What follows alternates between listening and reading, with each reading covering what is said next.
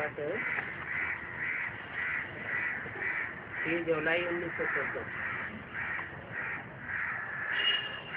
Record चला है ओम नमो शिवाय।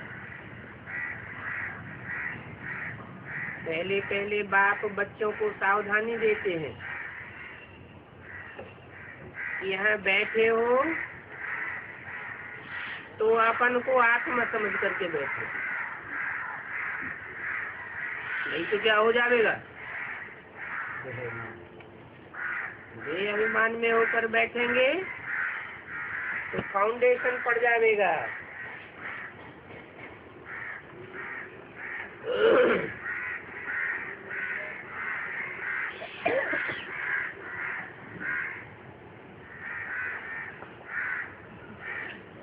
देह अभिमान में बैठेंगे तो फाउंडेशन पड़ेगा इस बात का,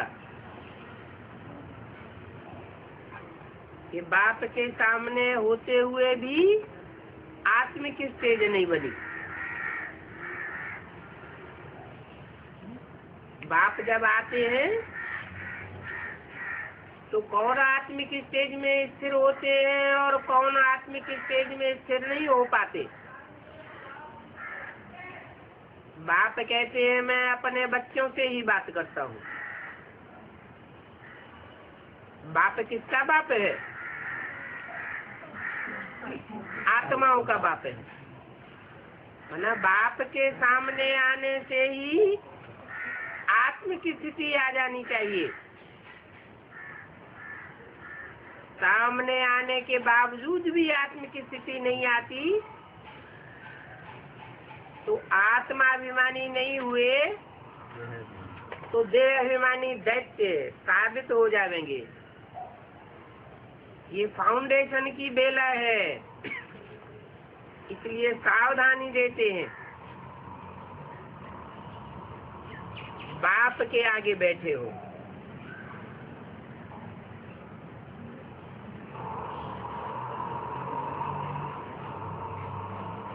टीचर के आगे भी और गुरु के आगे भी बैठे हो। ये एक ही बाप है जो बाप भी है, टीचर भी है और गुरु भी है। नंबर 1 बात है कि हम आत्मा हैं, बाप भी आत्मा है,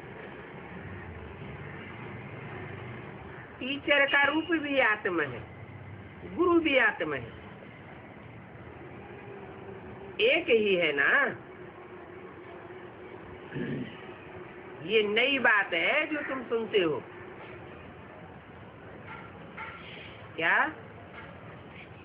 कि वो बाप भी है, टीचर भी है और गुरु भी है।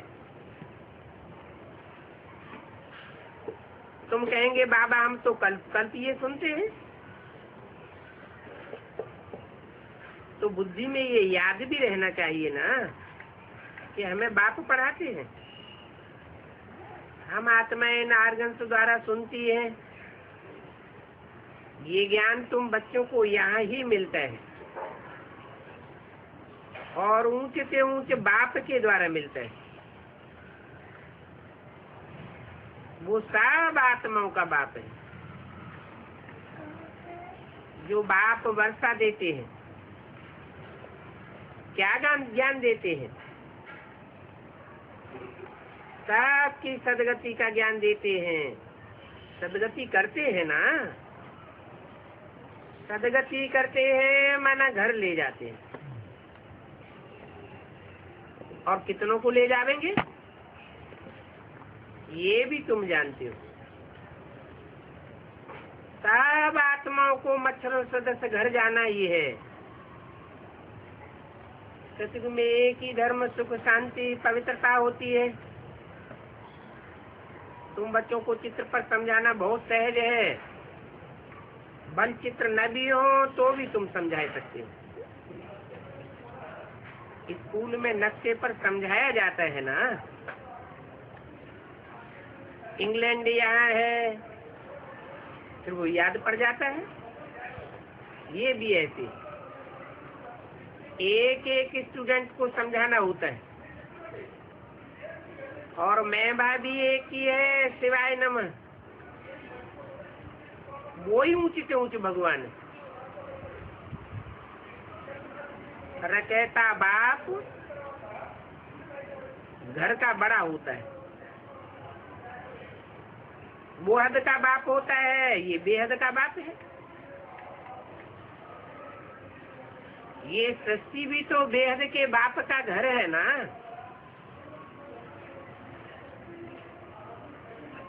ये तो है सारे बेहद के घर का बाप। और ये फिर टीचर भी है, तुमको पढ़ाते हैं। तो तुम बच्चों को बहुत खुशी होनी चाहिए। तुम तो स्टूडेंट से भी बड़े रायल हो। बाप कहते हैं कि मैं साधारण तन में आता हूँ।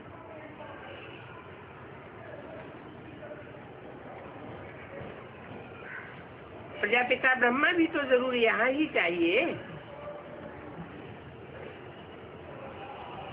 उन बिना तो काम भी कैसे चलेगा।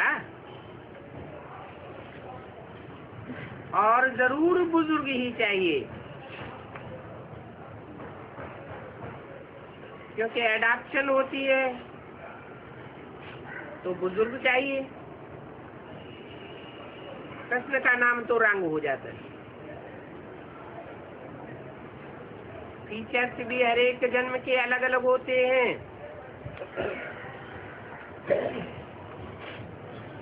बदल नहीं सकते।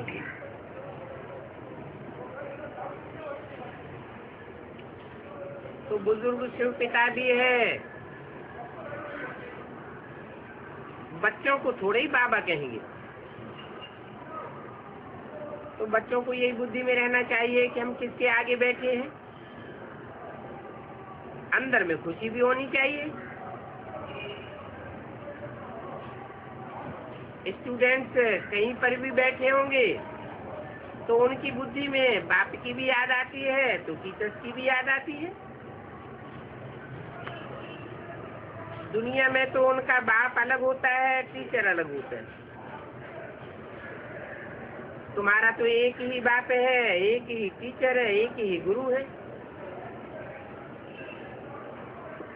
और ये ब्रह्मा भी तो स्टूडेंट है, पढ़ रहे हैं। सिर्फ लोन पर शरीर दिया हुआ है और कोई फर्क नहीं है। बाकी तो तुम्हारे मुआफिक ही है। इनकी आत्मा भी वही समझती है जो तुम समझते हो। बलियारी है एक की। उन्हें एक को ही प्रभु ईश्वर कहते हैं, दूसरे कोई देहधारी को नहीं कहा जा सकता।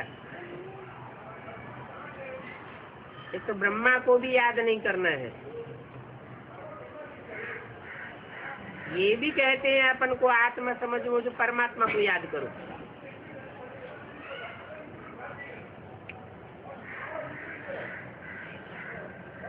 बाकी सभी सूक्ष्म व स्थूल सभी देहधारियों को भूल जाओ।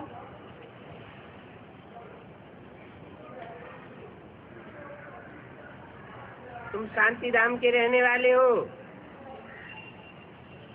यहाँ तुम बेहद के पाठधारी हो। ये बातें और कोई भी नहीं जानते।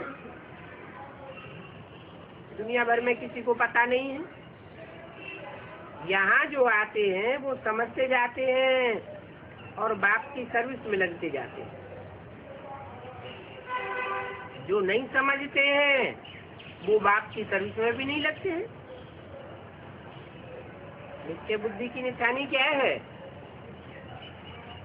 जिसको निश्चय होगा कि बाप आया हुआ है तो वो दूसरों की सर्विस किए बगैर रह नहीं सकेगा। तुम ईश्वरीय खिदमतगार ठहरे ना। बाप भी आए हैं खिदमत करने के लिए।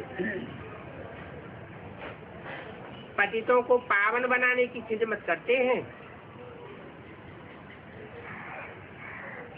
राज्य गंवाया है,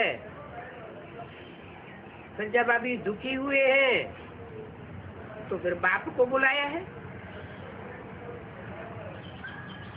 जिससे सारा राज्य लिया है उनको ही बुलावेंगे। तो तुम बच्चे जानते हो कि बाप हमको सुखधाम का मालिक बनाने आए हैं। दुनिया में तो इस बात का किसी को पता नहीं है, और हैं तो सभी भारतवासी एक ही धर्म के। यहाँ भारत में होता ही है सुखधाम। जब तक सुखधाम न हो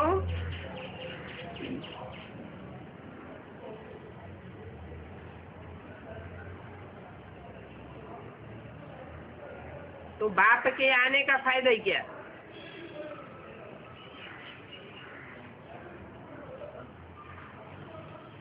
जरूर सुख नहीं होता है तो बाप आकर के सुख स्थापन करते हैं। बच्चे समझते हैं कि भगवान जिनको सारी दुनिया अल्लाह और गॉड कह करके पुकारती है, वो ही यहाँ पर ड्रामा अनुसार कल पहले मुआफिक आए हैं। ये है ही गीता का एपिसोड,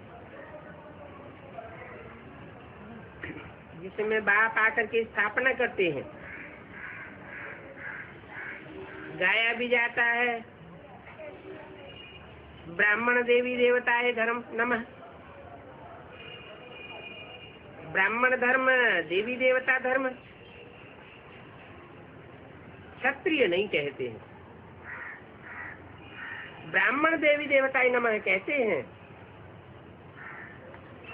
क्षत्रिय देवताए नमः नहीं कहेंगे, क्योंकि क्षत्रियों की तो फिर भी 2 कलाएं कम हो जाती है। तो नमन संपूर्ण को किया जाता है। स्वर्ग कहा ही जाता है नई दुनिया को। त्रेता को नई दुनिया थोड़ा ही कहेंगे।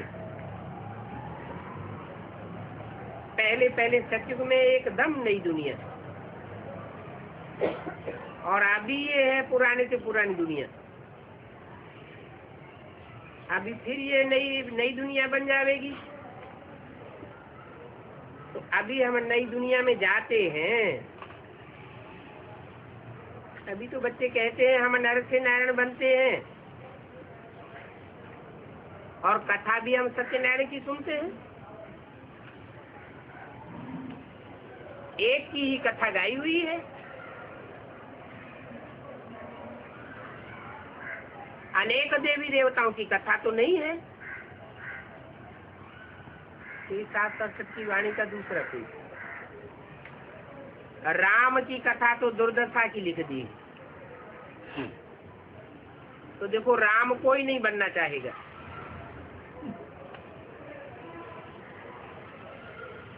जिनकी सीता चुराई गई, अभी तुम समझते हो कि अब ऐसा तो कुछ है नहीं,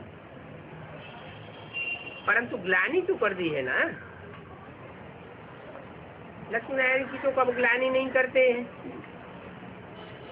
इसलिए नाम ही है सत्यनारायण की कथा। नर से नारायण बनने की कथा है, प्रिंस बनने की कथा नहीं कहते हैं।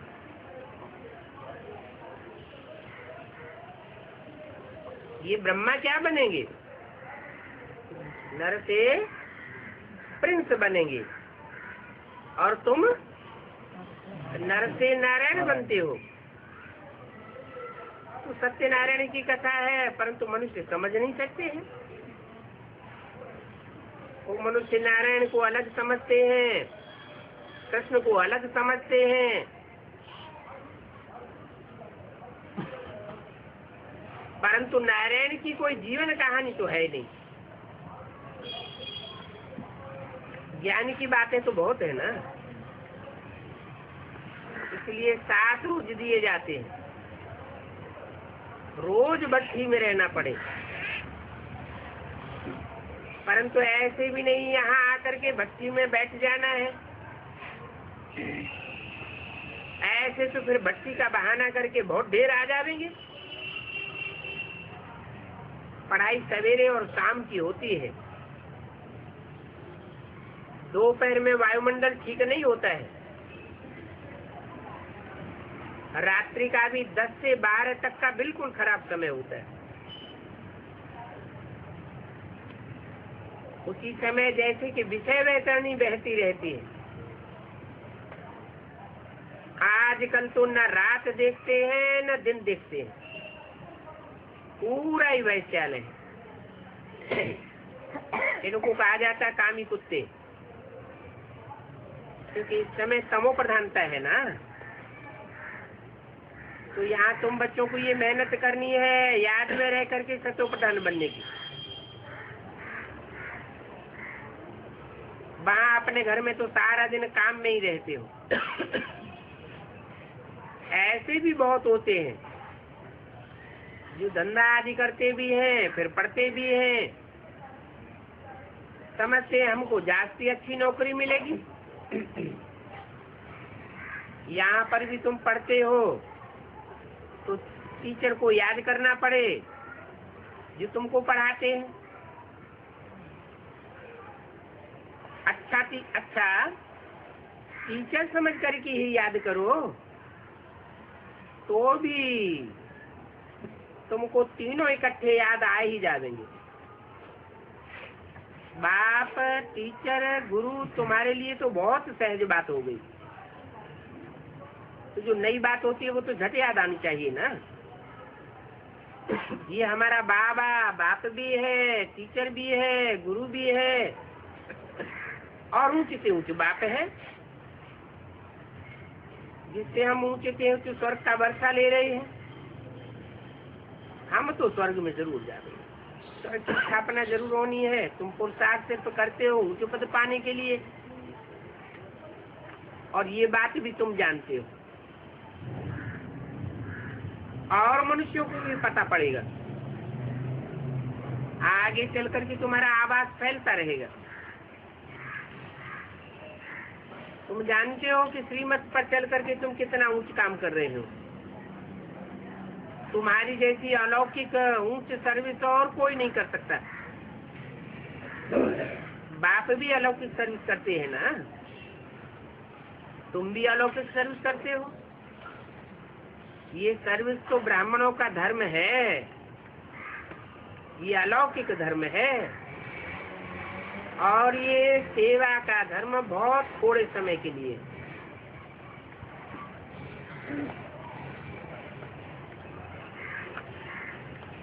तुम भी एक अलौकिक सेवाधारी हो,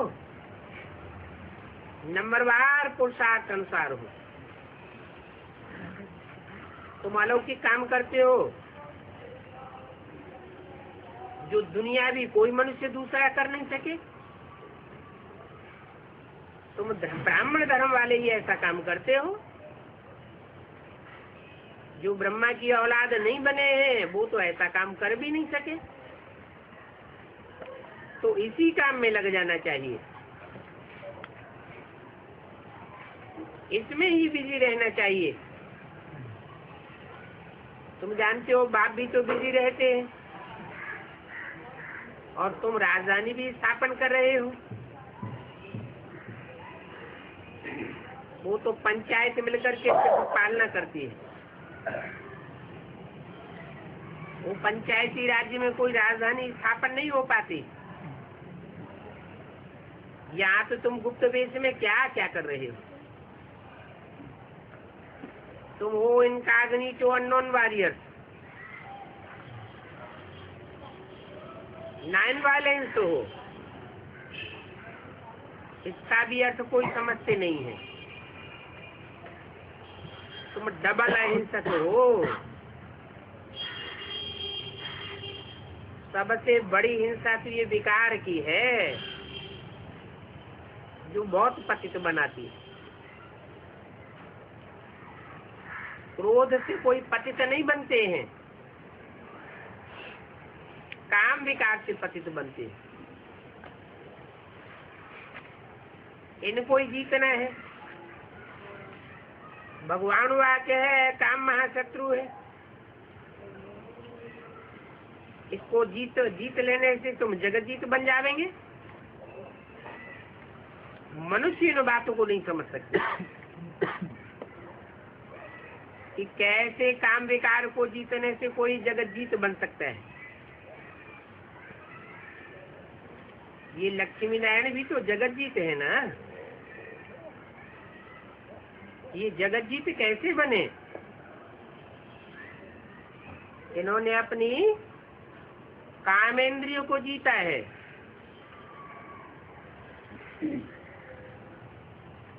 ये पावन बने हैं, पतितपना इनसे छूटा है। जानते हो भारत जगत जीत था। जितना जितना काम जीत बनते जावेंगे उतना उतना जगत जीत बनते जावेंगे। तो ये विश्व के मालिक कैसे बने? इन बातों को कोई बाहर वाले नहीं समझ सकते हैं। इसे समझने में बुद्धि बड़ी विशाल चाहिए। बड़े बड़े इंसान पढ़ने वालों की विशाल बुद्धि होती है।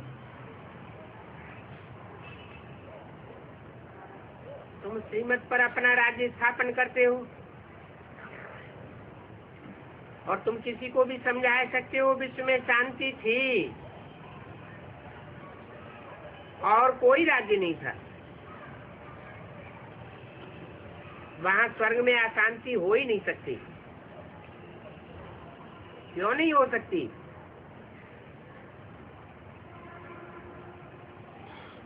क्योंकि वहां सब स्थिति में स्थित होने वाले होते हैं। इसलिए बहस को कहते ही है गार्डन ऑफ अल्लाह।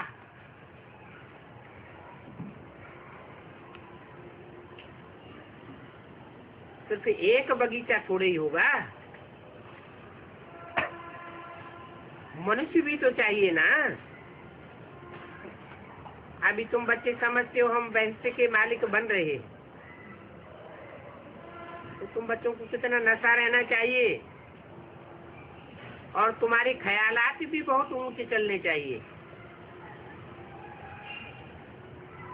तुम बाहर की कोई भी सुख को थूक मार देते। दुनिया भी कोई सुख तुम्हें नहीं भागता।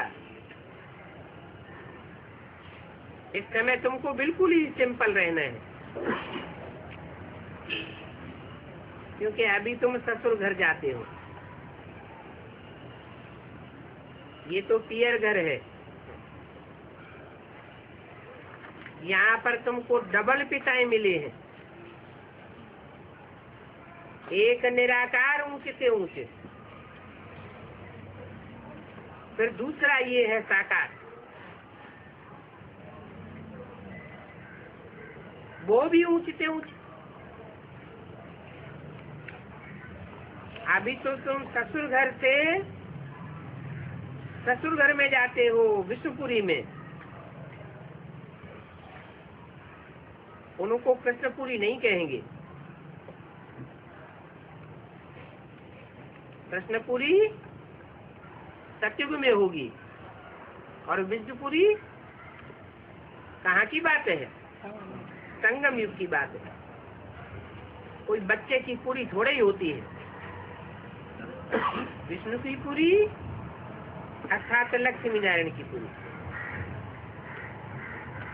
तुम्हारा तो ये राजयोग है। राजयोग कोई बच्चा थोड़ा ही सीखेगा।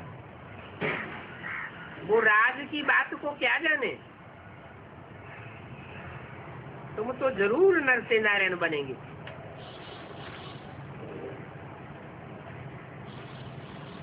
बाप कहते हैं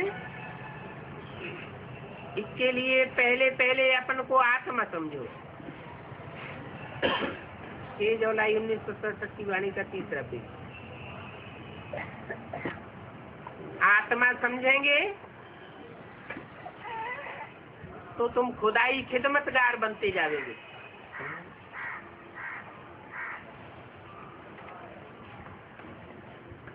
कम से कम अपन को आत्मा अभिमानी जरूर बनाना है। तो कर्मातीत अवस्था भी बनेगी।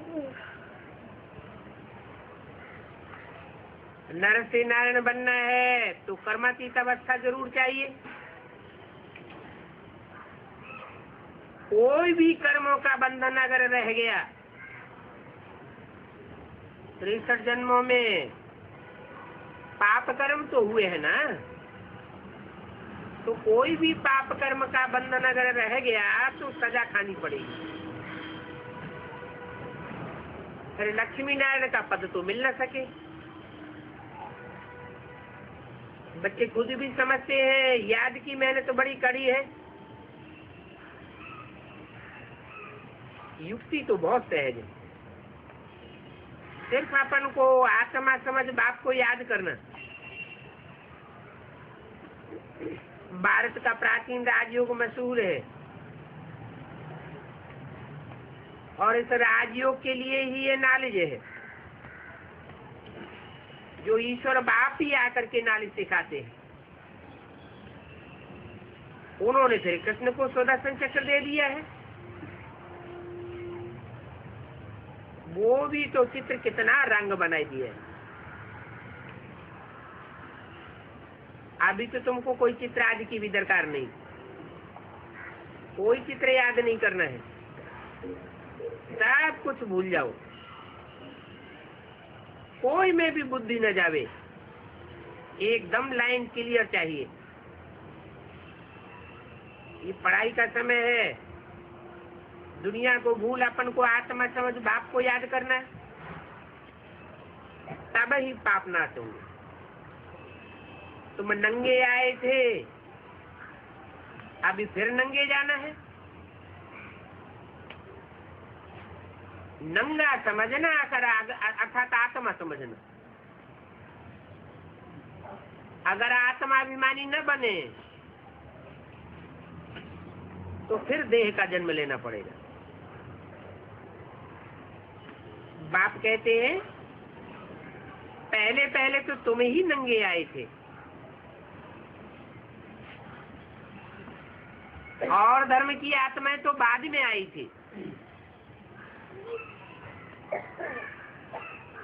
फिर तुमको ही पहले जाना है, तो तुम ऑलराउंडर हो। वो तो हद के एक्टर्स होते हैं और तुम हो बेहद के एक्टर। अभी तुम समझते हो हमने अनेक अनेक अनेक बार पार्ट बजाया, अनेक बार तुम बेहद के मालिक बनते हो। इस बेहद के नाटक के अंदर फिर छोटे छोटे नाटक भी अनेकों बार चलते रहते। सतयुग से कलयुग तक जो कुछ भी हुआ है वो रिपीट होता रहता है। ऊपर से लेकर के अंत तक तुम्हारी बुद्धि में ये बातें हैं। मूल वतन, सूक्ष्म वतन और शशि का ये चक्र, और बस और किसी धर्म से तुम्हारा काम नहीं है। तुम्हारा धर्म तो बहुत सुख देने वाला है। क्यों? तुम्हारे धर्म में क्या खासियत है? जो तुम्हारा धर्म ही सुख देने वाला है, औरों का धर्म इतना सुख देने वाला नहीं है, क्योंकि तुम ही सुखदाता के बच्चे हो। और जो भी धर्म पिताएं हैं वो सदा के सुखदाता नहीं है।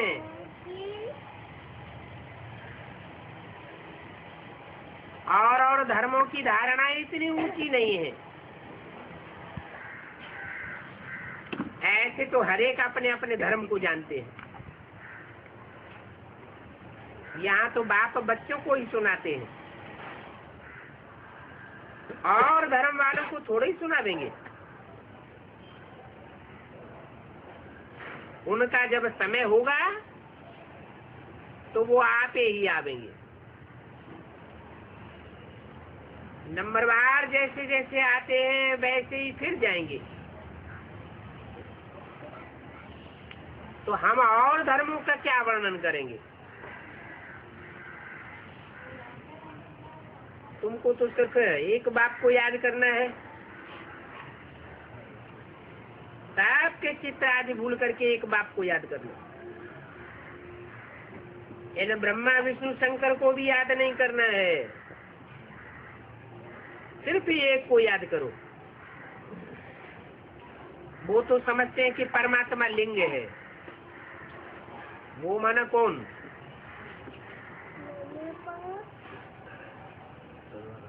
अब लिंग समान कोई वस्तु तो हो नहीं सकती है। अगर लिंग हो तो फिर ज्ञान कैसे सुना देगा?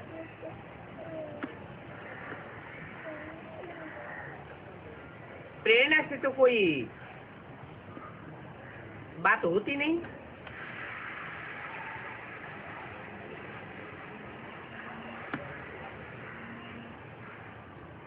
लाउड स्पीकर रखा जाता है जिससे दूर दूर तक सुनाई देता है।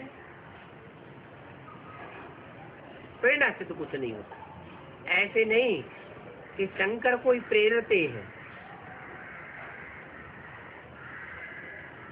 ये सब ड्रामा में पहले से ही नूद है। ये विनाश तो होने का ही है। जैसे तुम आत्मा शरीर द्वारा बात करती हो, वैसे परमात्मा भी शरीर द्वारा बात करते हैं। उनका तो पाठ ही दिव्य है और अलौकिक है। पतितों को पावन बनाने वाला एक ही बाप है। कहते हैं मेरा पाठ सबसे न्यारा है। जो कल पहले आए होंगे वो ही आते रहेंगे।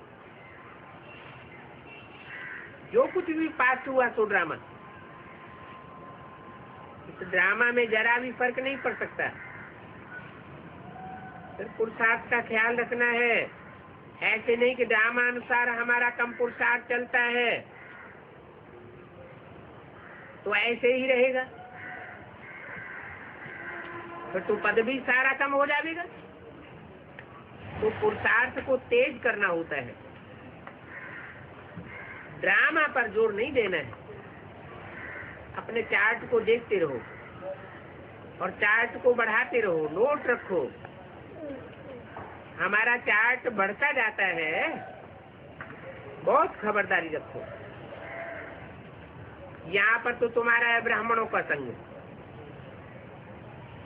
बाहर की दुनिया में जावेंगे तो धंधे धोरी में ब्राह्मणों का संग तो रहता नहीं है। संग का रंग लगता तो है ना। बाहर में तो सब है कुसंग। वो तो सब उल्टी ही बातें सुना देंगे। साधुओं आज से तो तुम सब उल्टा सुनते आए। अभी बात आकर के तुमको कुसंग से निकालते हैं। और यहाँ कोई फैशन आदि की भी बात नहीं है। बाबा ने तो तुम बच्चों को सीधी मांग निकालना सिखाया है। आजकल तो देखो कैसे कैसे बाल बनाते रहते हैं। बाहर में जाते हैं तो पहरवाई सारी बदल जाती है। ये तो जैसे अपने अपने धर्म की इंसल्ट करते हैं। देश वेश ही बदल देते हैं। कितना देह अभिमान आ जाता है। कोई कोई तो 50-100 रुपए देते हैं सिर्फ बाल बनाने के लिए। इसको कहा जाता है अति देह अभिमान। ऐसे फिर कभी भी ज्ञान नहीं उठा सकेंगे।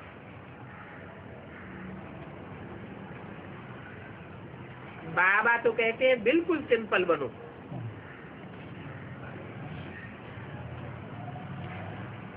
ऊंचे दामों की साड़ी पहनने पर भी देह अभिमान आ जाता है।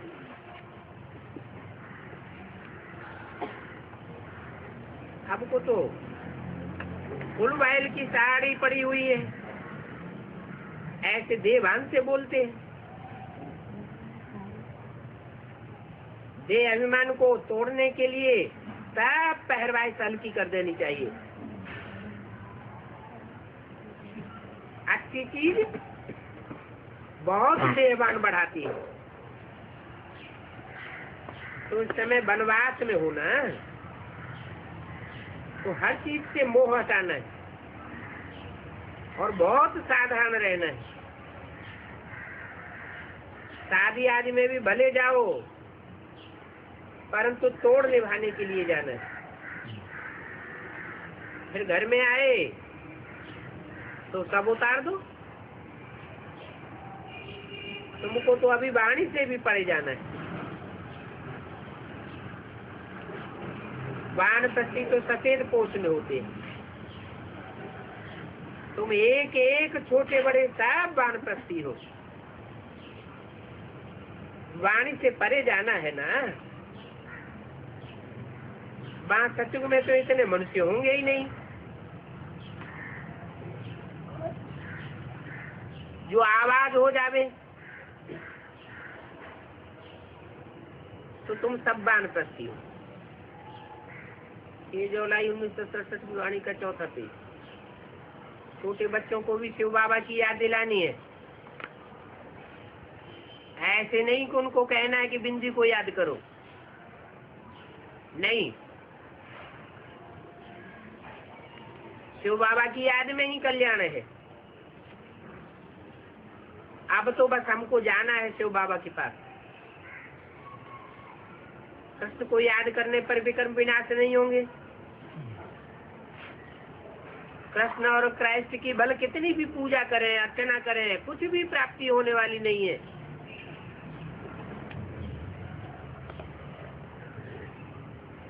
छोटे छोटे बच्चे भी शिव बाबा कहते रहते हैं, तो उनको यही आदत डालनी चाहिए। उन बच्चों को भी अच्छा लगेगा। क्योंकि बहुत बच्चे हैं जो यहाँ से ही गए हुए हैं शरीर छोड़ करके। तो बाप बच्चों को कहते रहते हैं कैसे भी हो, ये अभिमान को तो जरूर छोड़ना है। कोई भी चीज का ममत्व न रहे।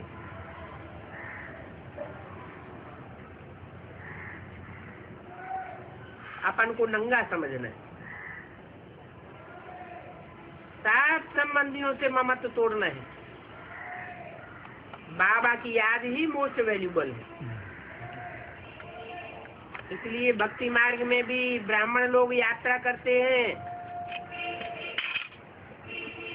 तुम भी यात्रा पर हो। तुम्हारी याद की यात्रा है। वो यात्राएं तो बहुत प्रकार की होती है। चारों धामों में कितने मंदिरों में जाते हैं, जहाँ तहाँ माथा टेकते रहते हैं, पैसे रखते रहते हैं। यहाँ पर तो वो बातें नहीं है। तुम बच्चों को बड़ी खुशी में रहना चाहिए कि बाबा ने हमको 7 धक्कों से छुड़ाई दिया। तुम बहुत हाईएस्ट स्टूडेंट हो, क्योंकि भगवान तुमको पढ़ाते हैं। तो ये भी मनमाना बहू हुआ। हम स्टूडेंट हैं, ये बात भी बच्चे भूल जाते हैं। कोई शादी किए हुए हैं, फिर भी पढ़ते हैं, टीचर को याद करते हैं। उनको भी होना रहता है कि हम उन्नति को पावे। तुमको तो बहुत उन्नति को पाना है। जास्ती हवस की दरकार नहीं है। ये सब कुछ खलास होने वाला है। इससे पहले अपन को पावन तो बनाए लेवे। सिर्फ पैसे देने से भी कुछ नहीं होता है।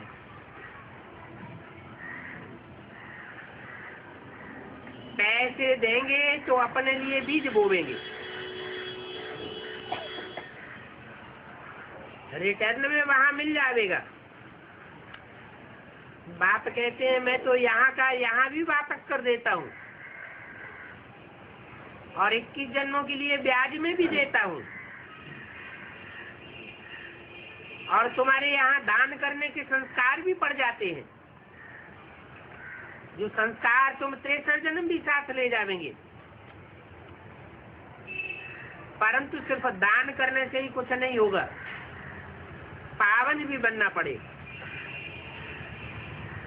नहीं तो फिर सजाएं खानी ही पड़ेंगी।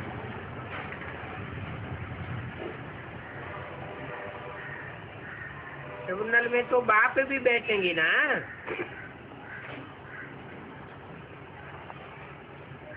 फिर वहां पर सारा साक्षात्कार होता है।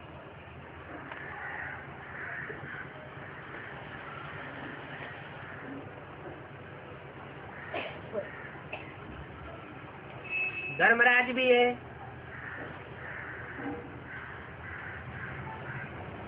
विटनेस देने वाले भी होते हैं।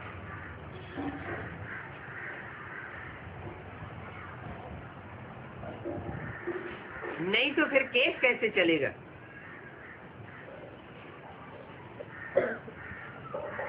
सजाएं कैसे खावेंगे? गर्भ जेल में भी देखो आत्माएं कैसे सजा खाती हैं। कोई को बाहर से पता थोड़ा ही पड़ता है, अंदर में तो कितना दुख भागता है। यहाँ तो कहा ही जाता है गर्भ जेल, वहाँ स्वर्ग में तो तुम गर्भ महल में रहते हो। इस पर भी सुखदेव की कथा है। ऐसे सुखदेव तो तुम सब बनते हो।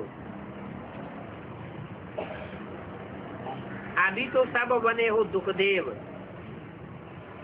मनसा वाचा कर्मणा कुछ न कुछ दूसरों को दुख देते ही रहते।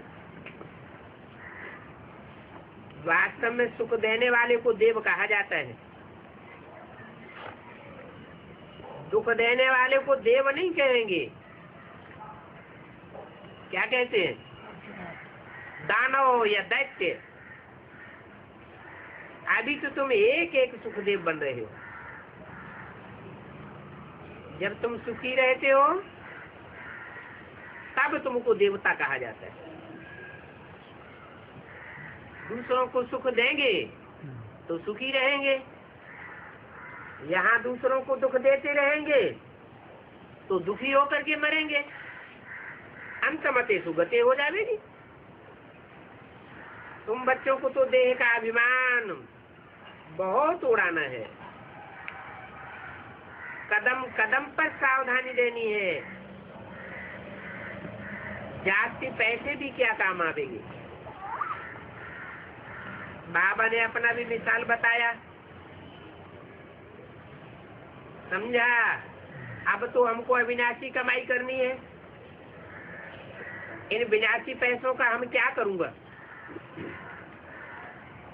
तो देखो कितनी जल्दी इस कमाई में लग गए। देर लगाई क्या?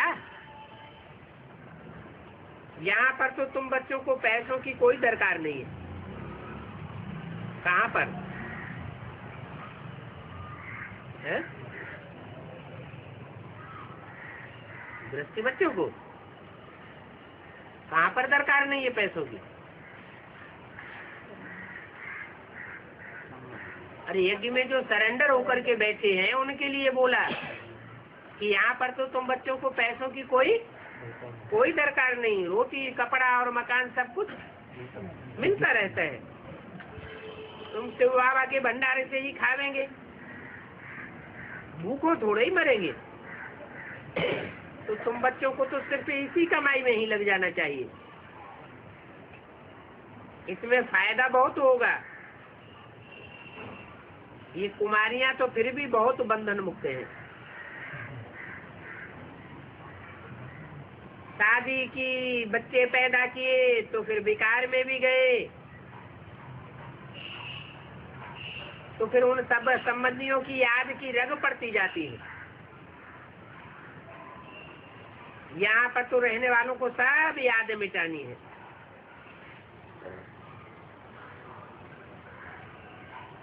जो युगल बन जाते हैं उनकी तो बहुत मुसीबत है।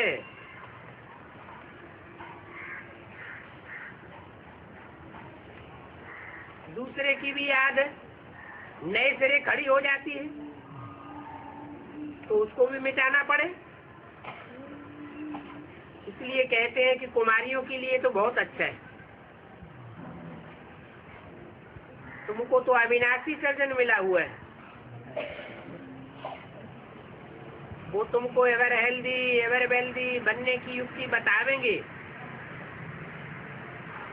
वो तुम्हारा सर्जन भी है तो टीचर भी है।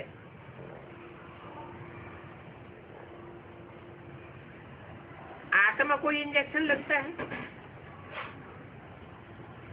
जिससे वो एवर हेल्दी बनती है। तो सिर्फ बाप को याद करना। और ये बाप आत्माओं को ही इंजेक्शन लगाते हैं। कौन सा इंजेक्शन है?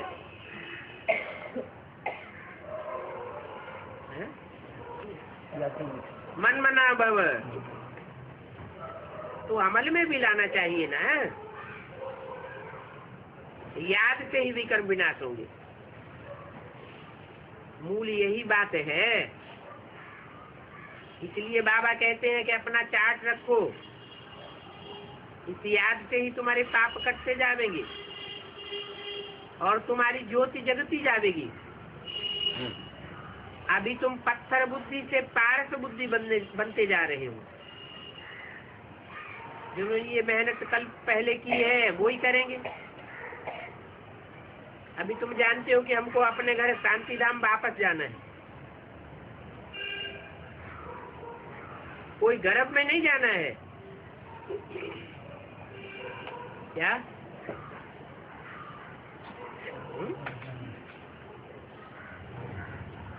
कौन जानते हो?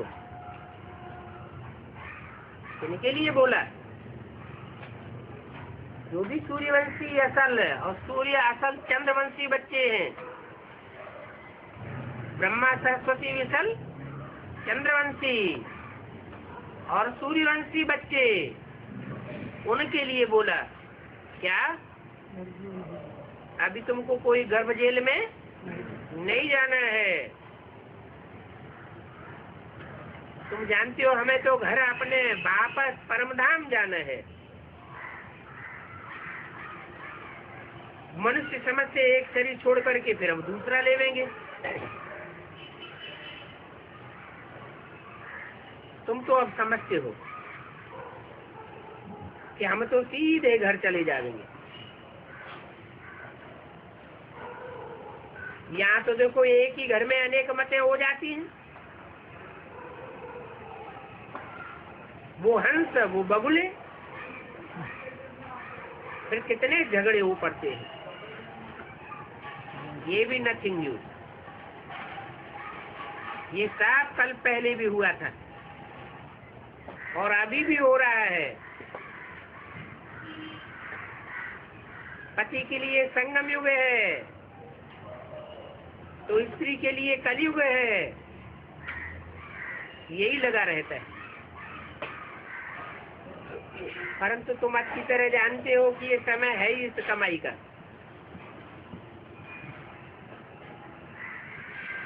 जो गरीब होते हैं